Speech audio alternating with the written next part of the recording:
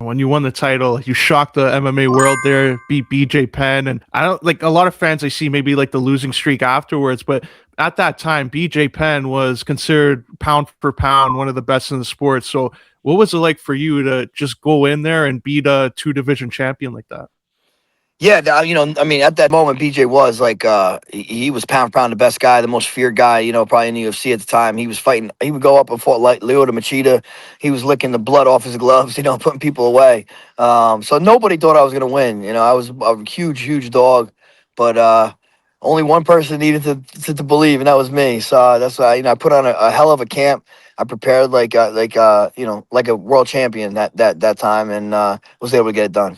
And then not only that, you even shut down, the critics there because you did it twice, and then later on you did it a third time. So, like, was that satisfying for you to really prove that you were the better fighter and you were able to beat BJ at his best?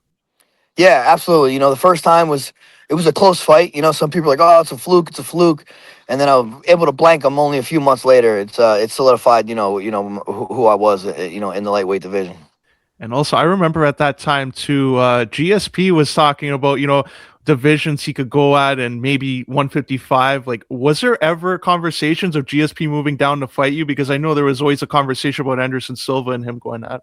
Yeah, no, not really. Me and George trained alongside each other at the time too. I was champion when he was champion. We both trained over at Henzo Gracie's and stuff. So no, never. That never talks of that. Maybe in the media, but me and him never spoke about it. What was it like training with a guy like George at the time? It was awesome, man. Obviously, he was the champion, for such a long time. He was a consummate professional.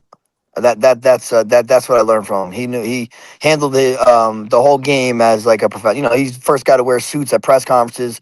He handled the media like a pro.